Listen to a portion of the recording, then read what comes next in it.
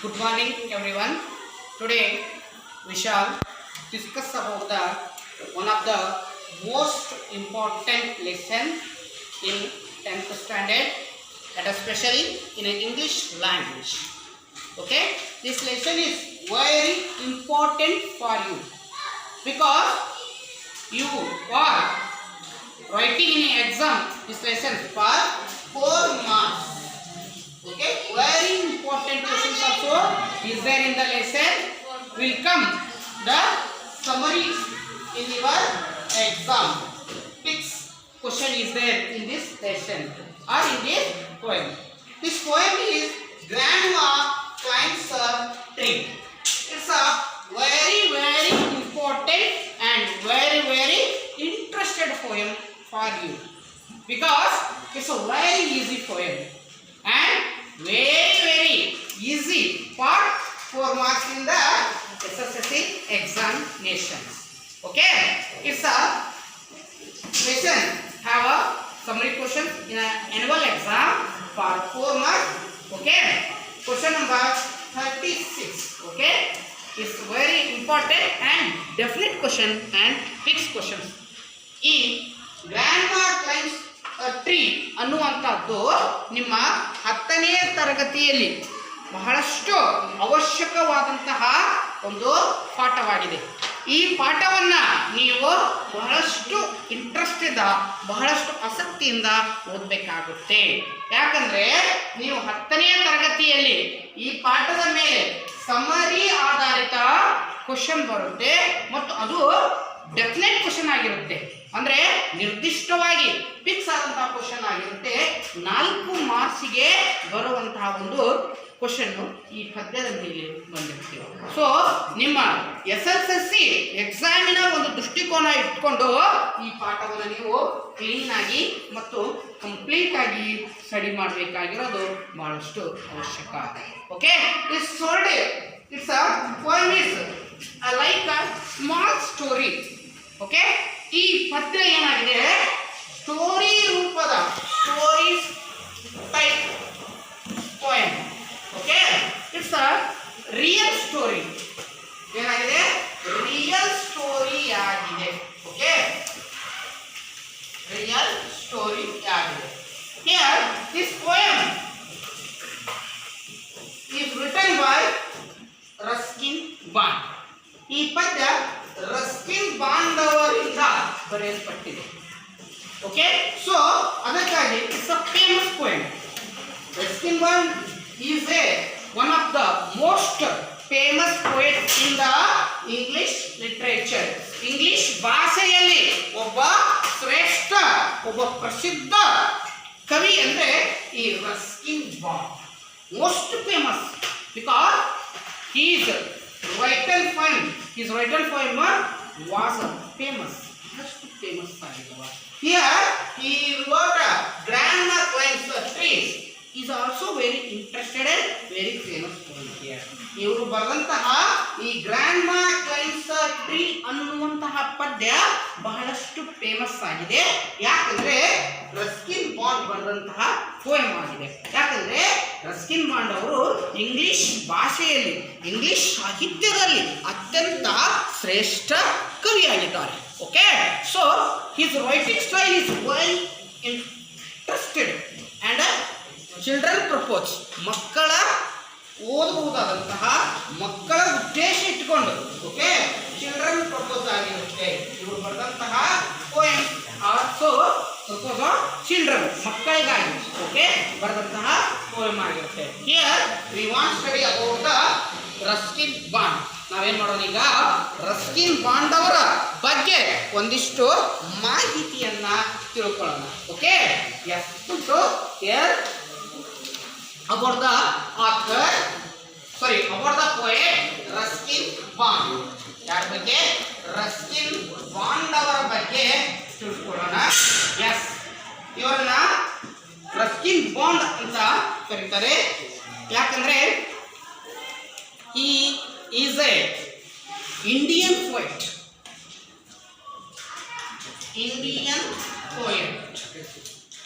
and Anglo-Indian poet also.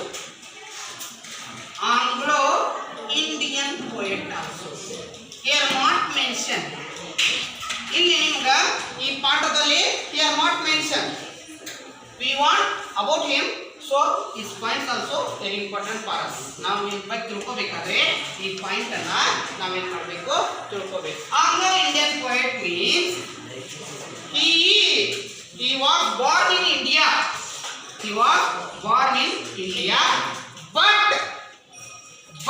his father was England.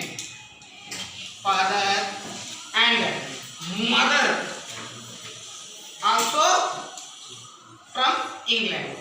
ಇವರ ತಂದೆ ಮತ್ತು ಇವರ ತಾಯಿ ಇಂಗ್ಲೆಂಡ್ ದೇಶದವರು. ಹೌದಾ? ಬಟ್ ಇವರು ಹುಟ್ಟಿದ್ದು ಇಂಡಿಯಾದಲ್ಲಿ. ಸೊ ಇವರನ್ನ ಇಂಡಿಯನ್ ಪೋಯೆಟ್ ಅಂತ ಕರಿತೀವಿ. ಸ್ಪೆಷಲ್ ಆಗಿ Anglo Indian poet. Anglo Indian poet ಅಂದ್ರೆ ಇಂಗ್ಲೆಂಡ್ ದೇಶದ ಬೇರೆ ದೇಶದವರು ದಂಪತಿಗೆ ಭಾರತದಲ್ಲಿ ಜನಿಸ್ತಾರೆ. ಇವರು ಎಲ್ಲಿ ಜನಿಸ್ತಾರೆ? ಭಾರತದಲ್ಲಿ ಜನಿಸ್ತಾರೆ. ಅದಕ್ಕಾಗಿ we are calling him Anglo Indian poet. But today he also living in India and plus England also. He was still alive. ಬದುಕಿದ್ದಾರೆ.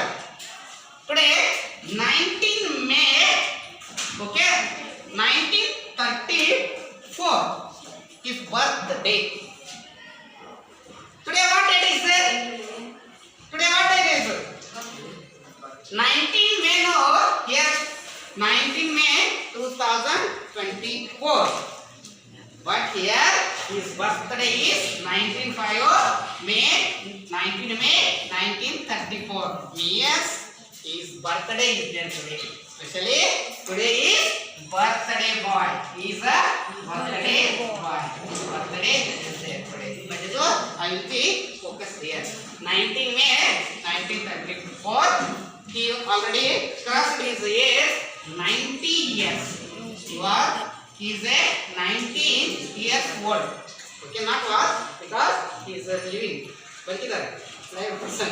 Okay, he was living in England. He ಸದ್ಯ ಇಂಗ್ಲೆಂಡ್ ದೇಶದಲ್ಲಿ ಇದ್ದಾರೆ. ಹೌದಾ? ಇವತ್ತು ಇವರ ಬರ್ತಡೇ ಇರೋದ್ರಿಂದಾಗಿ ಸ್ಪೆಷಲ್ ಆಗಿ ನಿಮಗ 4 marks ಬರೋದ್ರಿಂದಾಗಿ ನಾ ಏನ್ ಮಾಡ್ತಾ ಇದ್ದೀನಿ, ನಿಮಗೆ ಈ ಪಾಠವನ್ನ ಹೇಳ್ತಾ ಇದ್ದೀನಿ. Okay, Ruskin bond born in Kasoli at Punjab. ಇವರು ಜನಿಸಿದ್ದು ಕಾಸೋಲಿ ಅನ್ನುವಂತಹ ಒಂದು ಊರಲ್ಲಿ. ಕಾಸೋಲಿ ಅನ್ನುವಂಥದ್ದು ಟುಡೇ ಕೇಮ್ ಇನ್ ಪಂಜಾಬ್. ಎಲ್ಲಿ ಬರ್ತದೆ?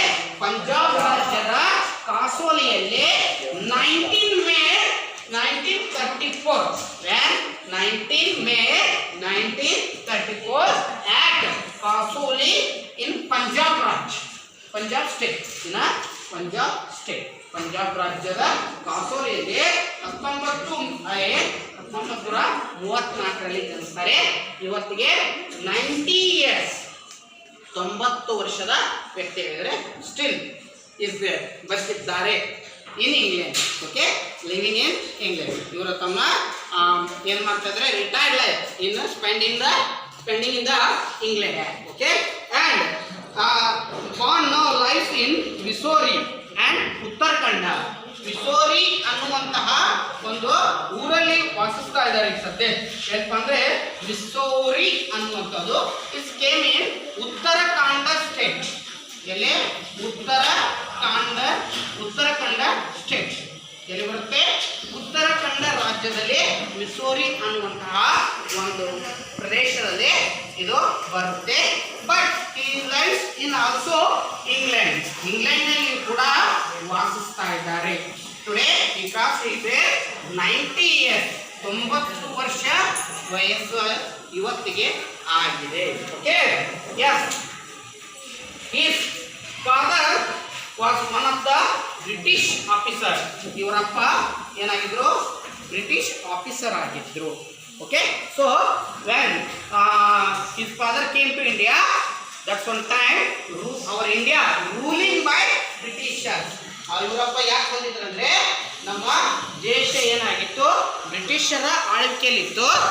ಆ ಸಂದರ್ಭದಲ್ಲಿ ಇವರೇನಾಗ್ತಾರೆ, ಕೆಲಸಕ್ಕಂತ ಇಂಡಿಯಾಕ್ಕೆ ಬಂದಿರ್ತಾರೆ. ಅವಾಗ ಇಂಡಿಯಾದಲ್ಲಿ ಜಾನ್ ರಸ್ಕಿನ್ ಬಾಂಡ್ ಅವರು ಜನಿಸ್ತಾರೆ. ಓಕೆ, ಇವ್ರ father name is Brave Bond. Brave Bond ಅಂತ ಕರಿತೀವಿ. ಏನಂತ ಕರಿತೇವೆ Aubrey Bond father name is Aubrey Bond his father name is Aubrey Bond okay next he wrote his first novel he was not write first poem he write the first novel means ಕಾದಂಬರಿ ಮೊದಲು ಇವರು ಕಾದಂಬರಿಯನ್ನು ಬರೀತಾರೆ ಯಾವ ಕಾದಂಬರಿ ಅಂದ್ರೆ the Room on the Roof ಏನೋ the Room on the roof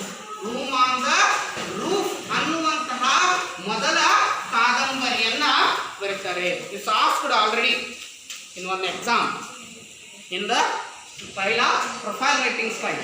Profile writing